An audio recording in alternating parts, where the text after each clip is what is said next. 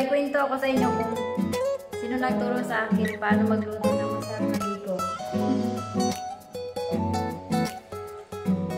Ang bango nga kasi may ano eh.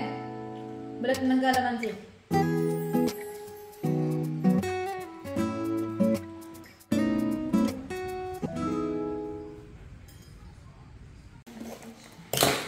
Ayan o yung harnak.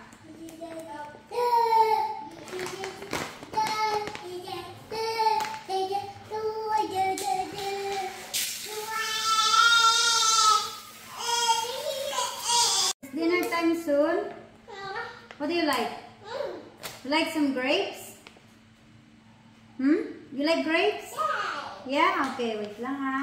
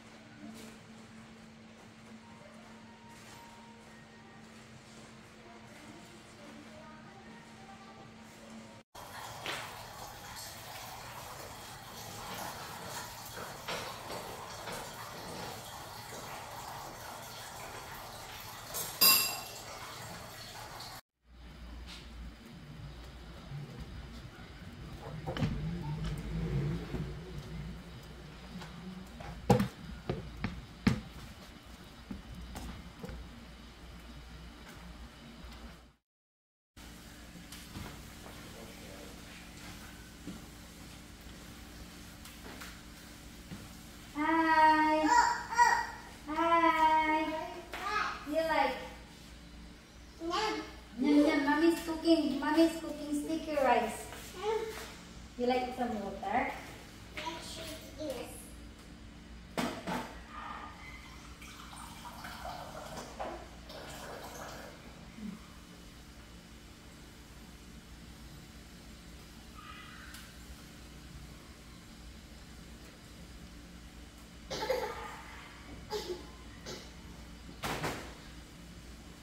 One more? Are you thirsty?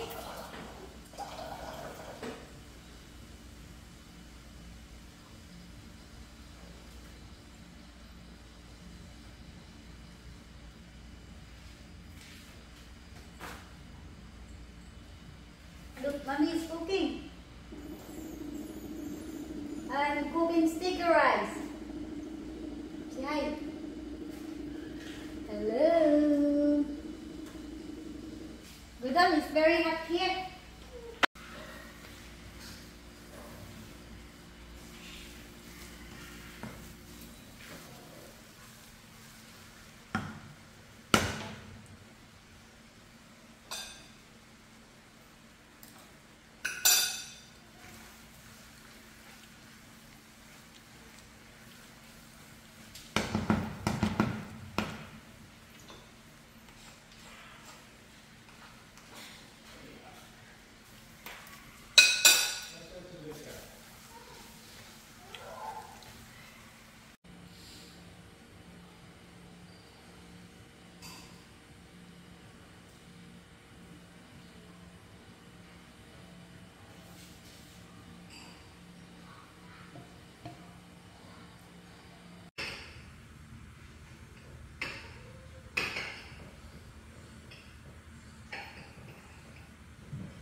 Hello! Good evening! Ayan, katapos ko lang magluto ng biko. After ko magluto, nilagay ko muna sa ref para lumamig. Kasi gusto ko kainin yung biko na malamig. Kaya, ang ginawa ko, nilagay ko muna sa ref. Check ko na kung malamig na ba. Ito na ang aking gawa na biko.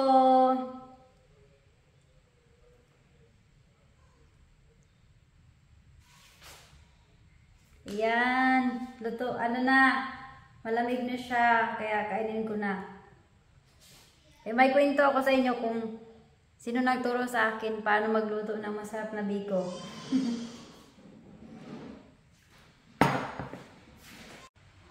Ayan, nagluto ako. Malamig na.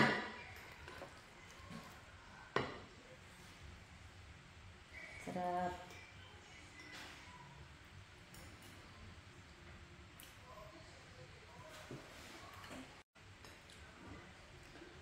Nagawa ko ng biko ngayon kasi nung isang araw, nag-video call kami ng kapatid ko sa Messenger. Tapos, kumakain siya ng biko. Pinakita niya sa akin. Sabi ko, paano lutuin yan? Sabi niya sa akin, Hi! You like sticky rice? You like to try sticky rice? This is biko.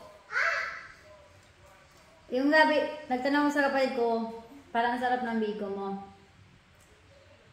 Sabi niya, nilagyan daw niya ng balat ng kalamansi.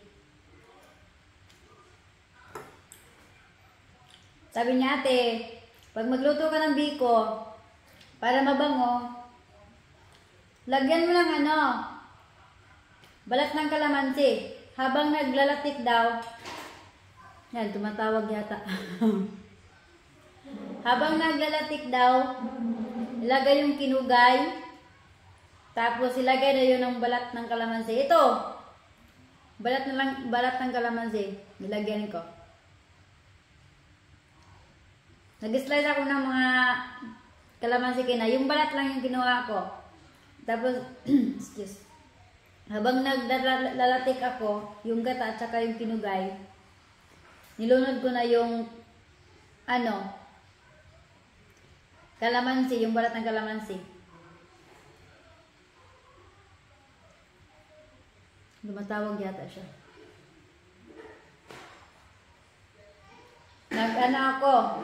Nagawa. Kasi parang sarap na niya biko. Kaya sabi ko, gawa din ako niyan. Yan ang kagawa ko ngayon. Sabi ko sa kanya, paano mo ginawa? Sabi niya, ilalatik mo lang, pinugay, lalagyan mo ng asin,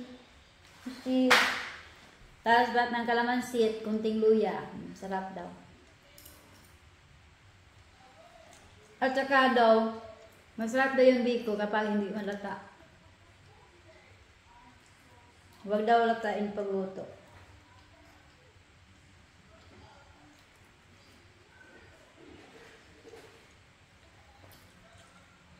Ang bango nga kasi may balat ng kalamansi.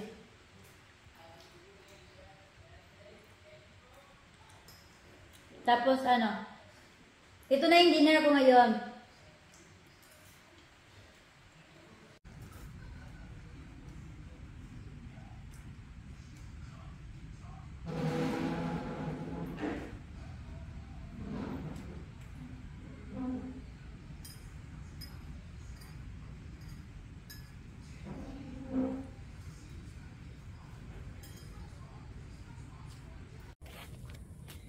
Nice lights.